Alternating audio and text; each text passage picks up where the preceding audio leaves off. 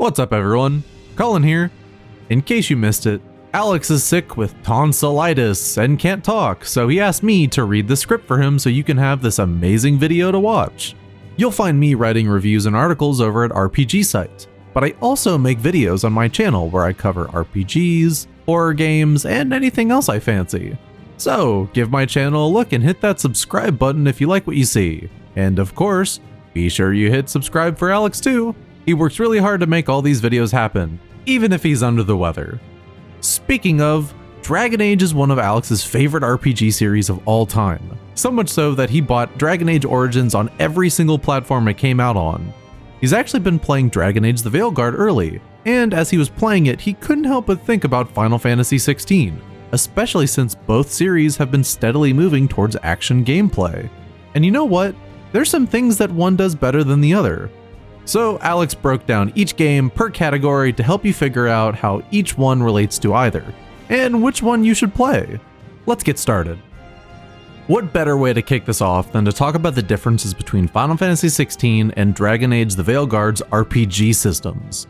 More than a year after its release, I don't think it can be disputed that there are many who felt that Final Fantasy XVI could stand to have more RPG systems. And despite implementing a combat system that's more familiar to fans of Mass Effect, Dragon Age the Veilguard still manages to create a deep and rich progression system that not only allows you to choose one of 3 class specializations, but it also has a sphere grid type system that lets you refund any purchased skills and abilities at any point outside of combat. There's also your ability to pick up and choose your party members' learned skills, gems that you can slot to further power up your character, and tons of upgradable weapons and armor that's intuitive and manages to strike a balance between depth and approachability.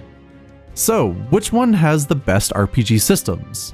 Dragon Age the Veilguard, hands down. While Final Fantasy XVI didn't win any praises with its light RPG mechanics, what many did love is its action combat.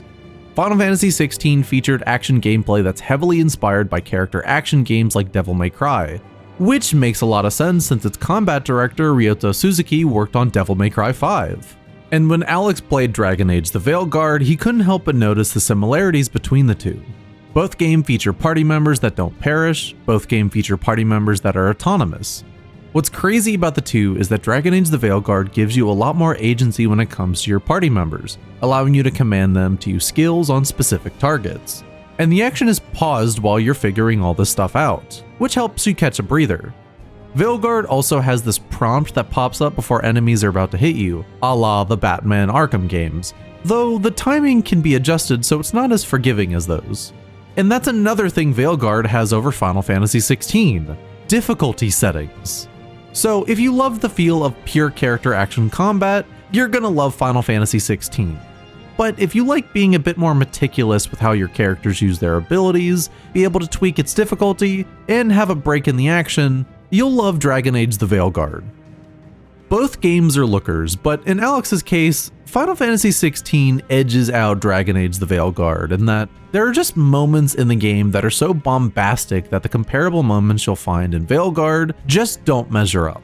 That's not to say the Veilguard doesn't have amazing moments that showcase its graphical prowess. There are tons of beautiful landscapes, vistas, and environments that show off its engine's capabilities. But in Alex's case, graphics are more than just showing off technology. It's the ability to set a mood while ensuring that the accompanying scenes and action match the intensity and, oftentimes, the subtlety of some of its depicted moments. And it's for those reasons that Final Fantasy XVI wins as having the better use of its graphics.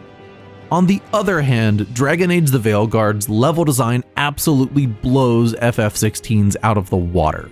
You know how when you played your first RPG, you wanted to explore every nook and cranny to find every treasure that you could find? The Veilguard is very generous when it comes to its treasure chests, loot, and collectibles, ensuring that you'll find something at every corner and every crevice.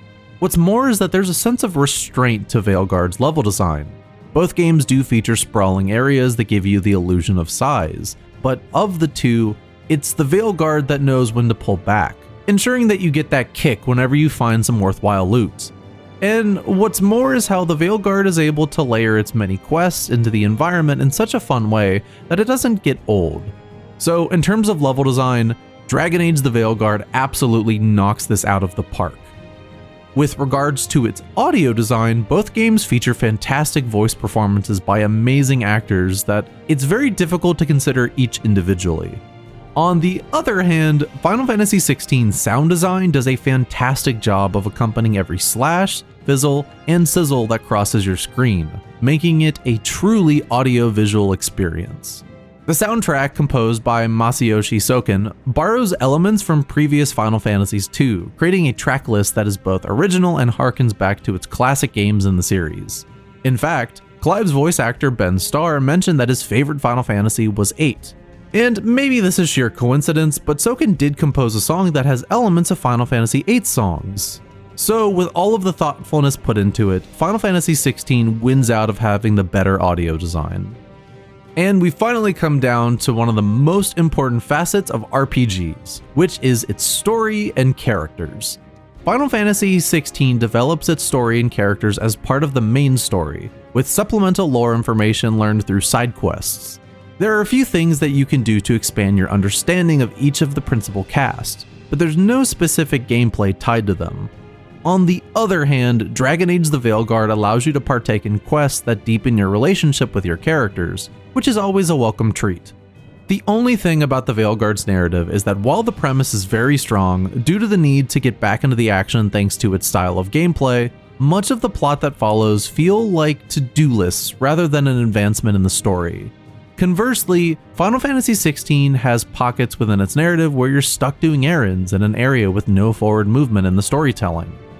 Frankly, there's pros and cons for both, and this is a bit of a tie because at this point, it's really just which premise you prefer the most. Comparing a Western RPG with a Japanese RPG might be strange at first, but given how both games are trying something new by moving their respective series into more action gameplay, it's interesting then to see how much overlap there is between both games. And while Alex prefers Dragon Age: The Veilguard, he admits that it's because it's shiny and new. Both games feature action gameplay that is thoughtful about who is playing it, whether you're a veteran action game player or one who's coming from turn-based combat. In the end, it's all up to you to decide which one fits what you want to play today and the coming days. And on behalf of Alex, I hope that this video helped out with that. That said, if you've played both games, I want you to share which one you'll declare the winners for each of the categories I mentioned. Post your thoughts in the comments below and let's talk about it. Thank you very much for watching, and I hope to see you on my channel. Thanks again to Alex for having me on, and I hope he gets well soon. Take care.